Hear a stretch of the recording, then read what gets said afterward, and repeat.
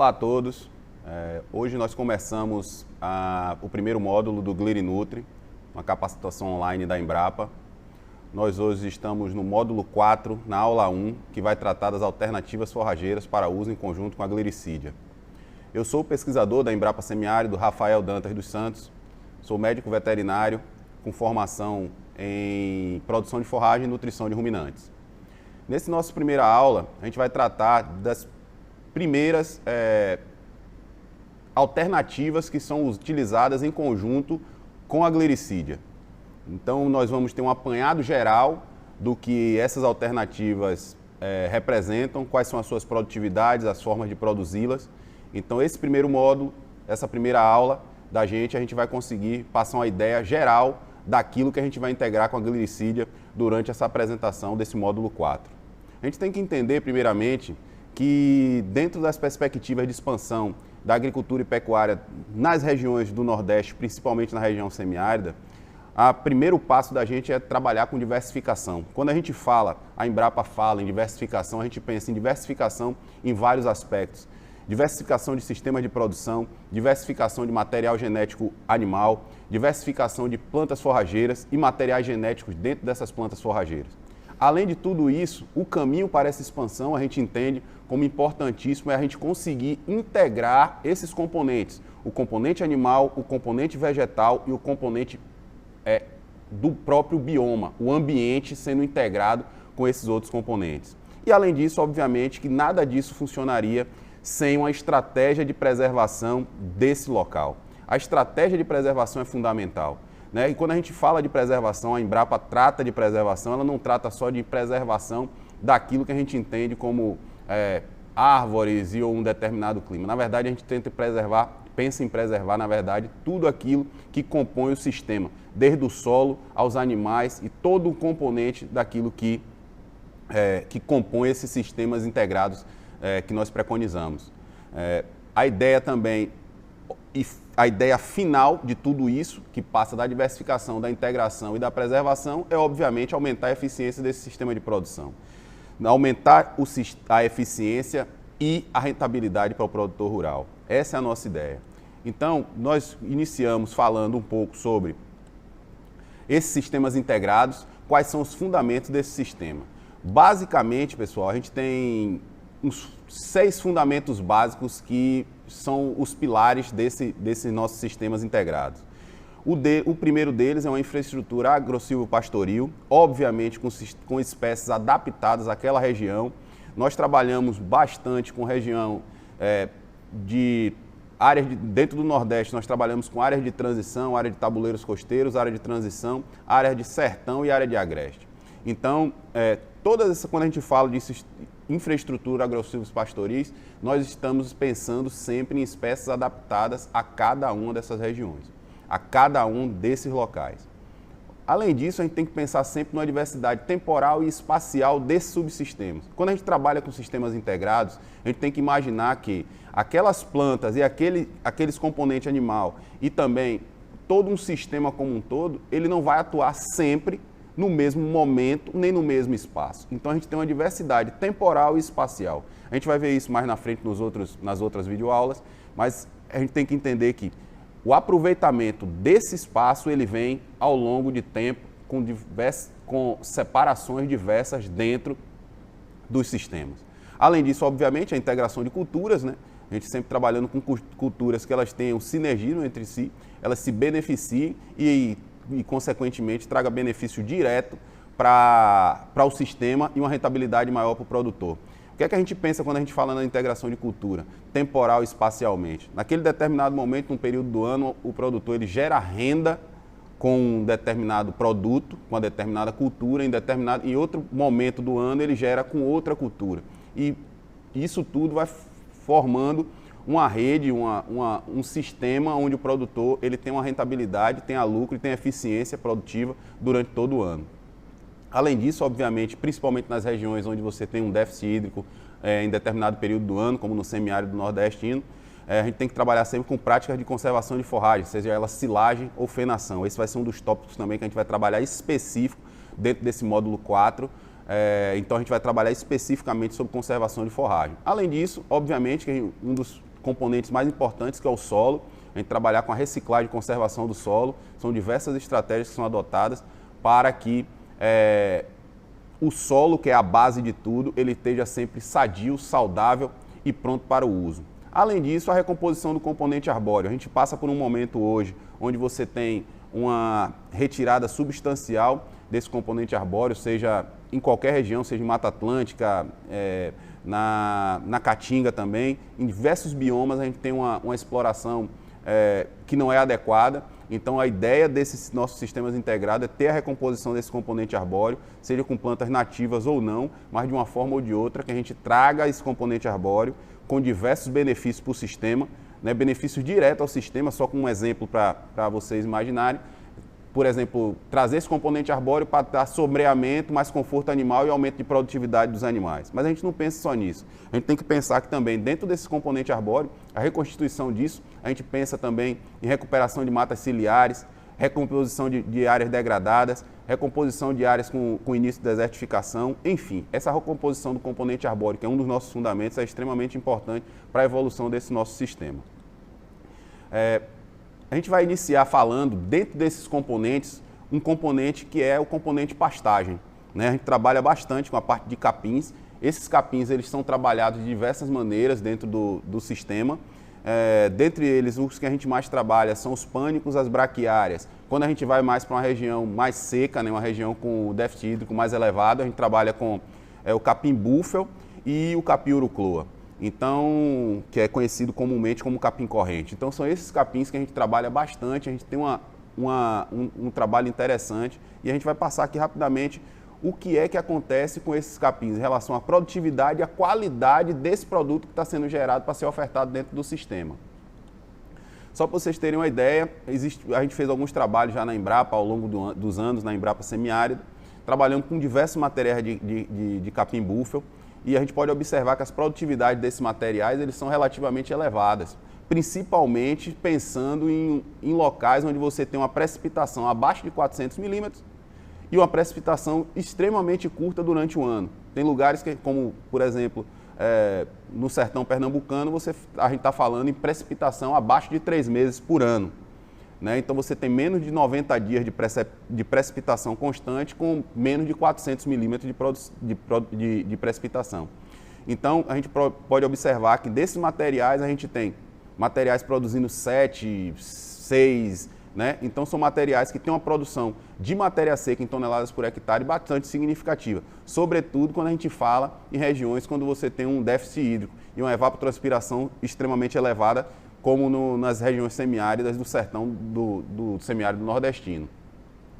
Esse foi um outro trabalho que foi feito, desenvolvido na Embrapa Semiárido, onde a gente, além de avaliar a produtividade desse capim búfalo, foi avaliado também a possibilidade de se conservar o capim búfalo. A gente tem que entender que o capim búfalo ele é utilizado nessas regiões da seguinte maneira.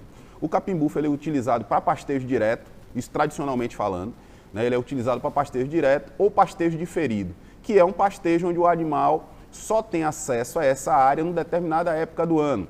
O capim ele vai crescer depois das chuvas, mas só que ele não vai ser pastejado. Ele é guardado como um feno em pé. Ele é seco, ele, por conta das altas temperaturas, da insolação, ele desidrata no pé dele mesmo, na estrutura normal dele.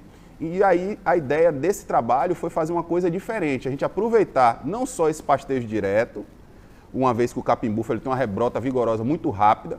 Então, dentro desses 3 meses de precipitação, a ideia era a gente fazer o primeiro corte onde esse material fosse aproveitado para silagem, então você já teria uma produtividade desse material, e depois a rebrota seria armazenada na forma de feno em pé, na forma de pastejo diferido.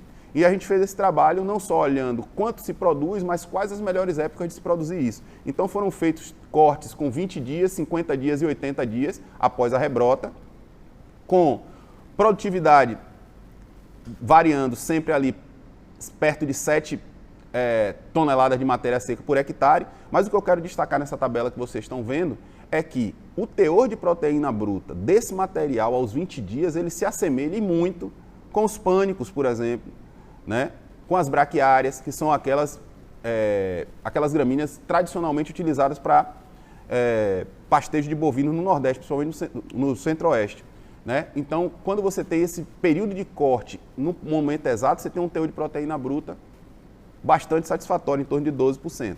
Obviamente que ele se reduz, vocês podem observar que isso ocorre essa redução ao longo, com o aumento da idade, tem uma lignificação desse material e, consequentemente, uma perda de produtividade, uma perda de teor de proteína bruta e, consequentemente, da digestibilidade desse material. Ou seja, quanto mais velho o material fica, pior ele fica para o uso. O que é que a gente quer dizer com isso? Que essa estratégia de ensilar esse material, você, além de aumentar a produtividade, você está guardando um material com qualidade superior àquele que é encontrado quando você trabalha com materiais com pastejo diferido.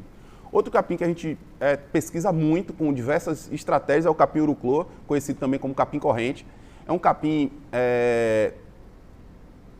que a gente tem utilidade não só para o pastejo, mas é um capim que ele apresentou uma boa quantidade de biomassa para ser utilizado com plantio direto.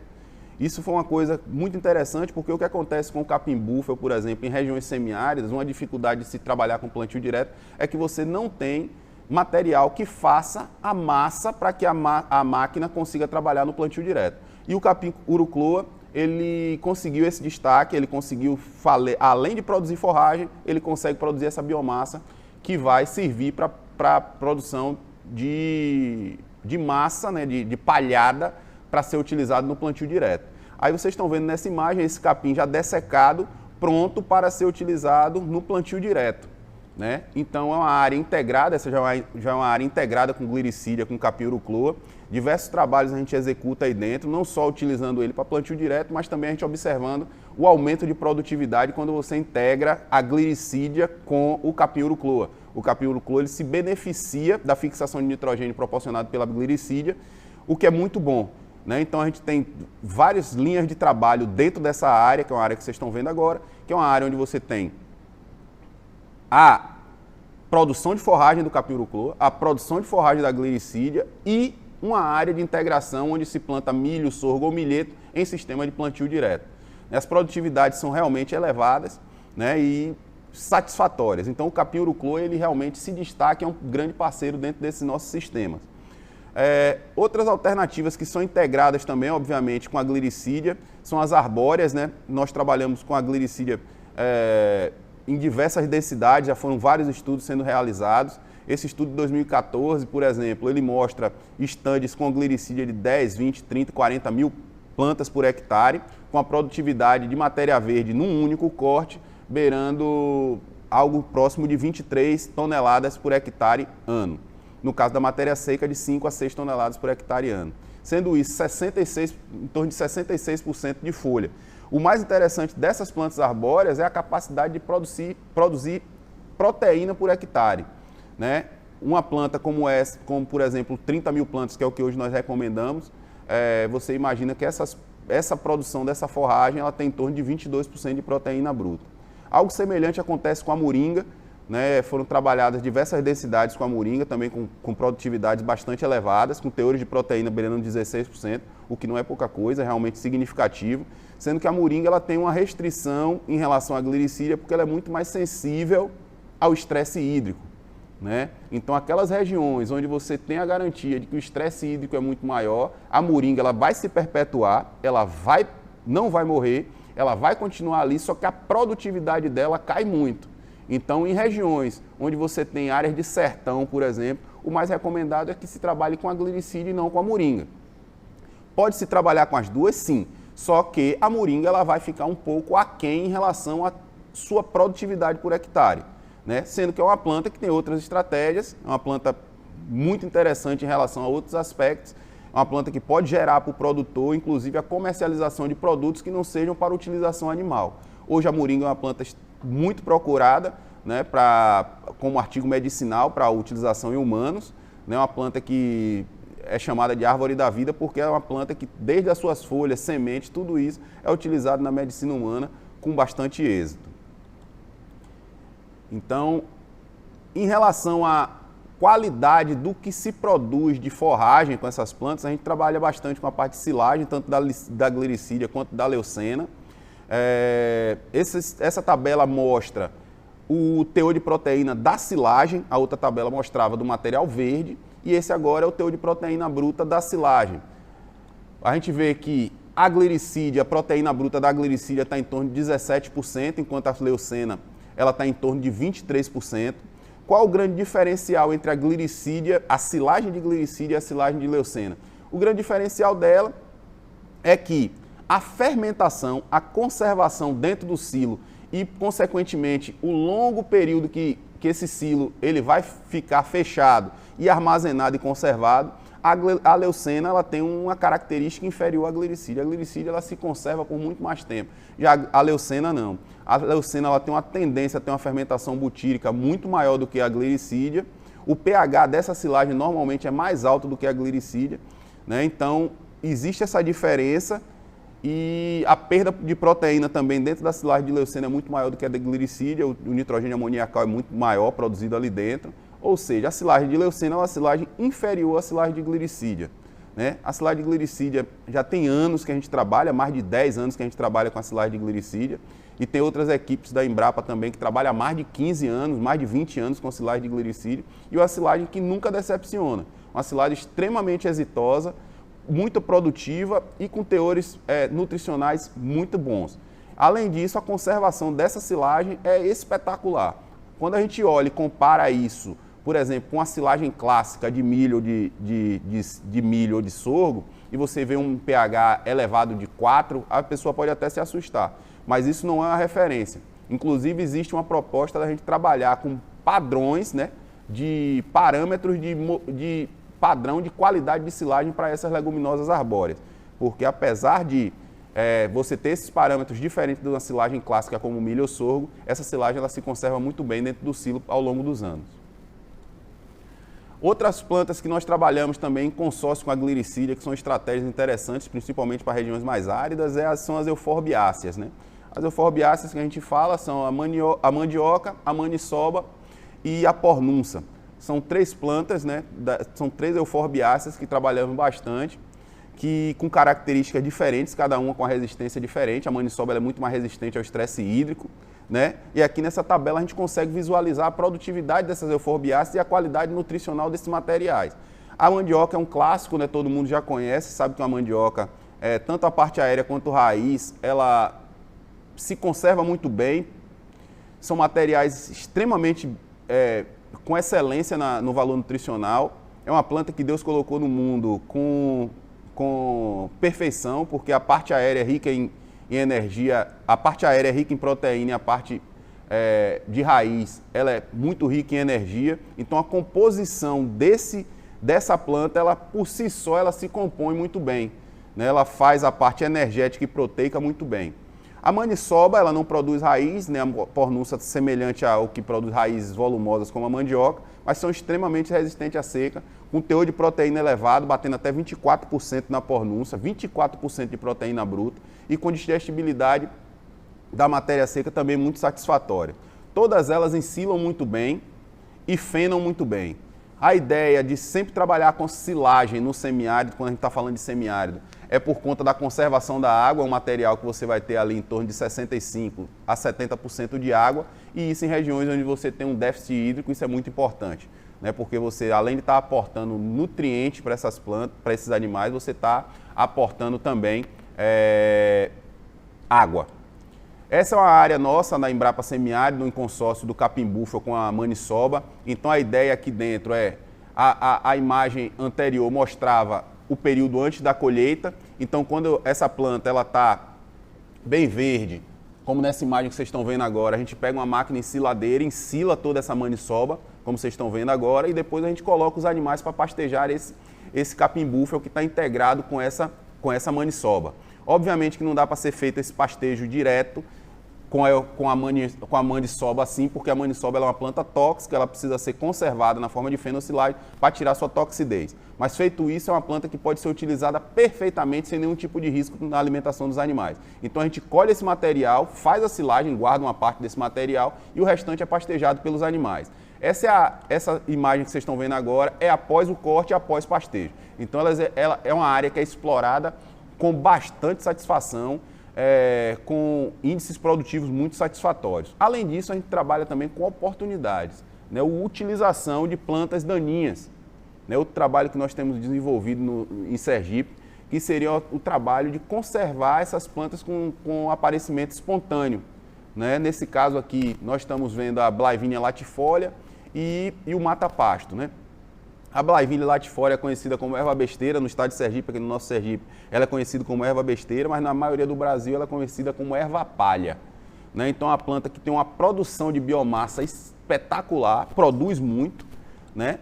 Da mesma forma, o mata-pasto, que é a Cenobitusifolia, ela é conhecida no Brasil todo. Então, a ideia nossa é trabalhar com o aproveitamento de áreas onde você tem uma ocupação grande por essas plantas, a gente conseguir, de maneira efetiva, em vez da gente utilizar herbicida para matar essas plantas, a gente colhe essas plantas, diminui o banco de sementes e ainda gera forragem para ser utilizado dentro do sistema. Só para vocês terem uma ideia, nós cortamos essas plantas, a erva besteira, né, que é a erva palha, e o mata-pasto aos 75 dias, com a produtividade de matéria seca por hectare muito significativa, principalmente para a erva besteira, em torno de 15 toneladas por hectare de matéria seca. É uma produtividade realmente expressiva e de um aproveitamento de uma área onde você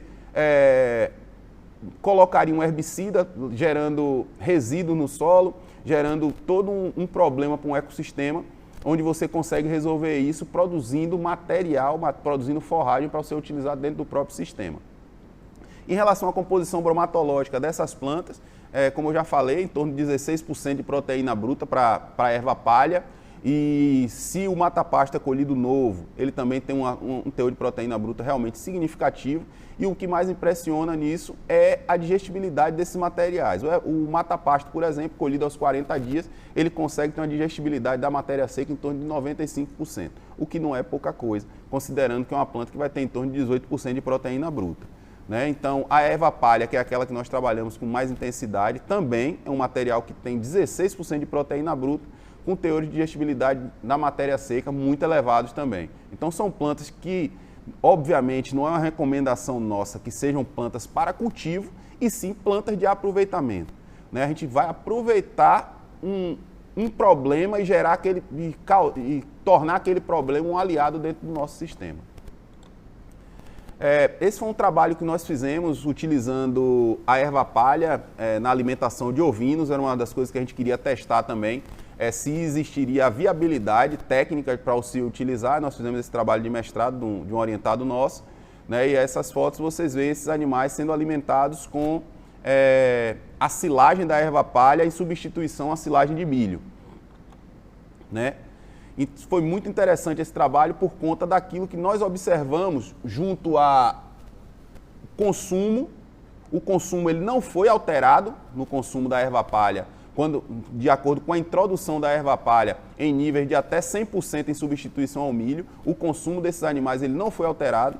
Fizemos também análise de metabólitos sanguíneos desses materiais, que também não foram alterados, e além disso, a digestibilidade desses materiais, que o que mais impressionou foi que a digestibilidade desses materiais em substituição à silagem de milho, a digestibilidade ela é muito semelhante, apesar do teor de fibra, das frações fibrosas da silagem de erva palha ser mais elevado do que o milho, mas a diferença foi muito pequena em relação àquilo que o animal consegue digerir. Esses dados ainda não foram publicados, né? É uma dissertação desse orientado nosso e está para sair esses dados agora. Mas foi muito interessante para a gente entender que existe sim a viabilidade, principalmente quando você trabalha em até 70% de substituição do milho, da silagem de milho, pela silagem de erva palha. Aqui nós concluímos a primeira aula, né, do nosso módulo 4 e nos vemos em breve na segunda aula desse módulo.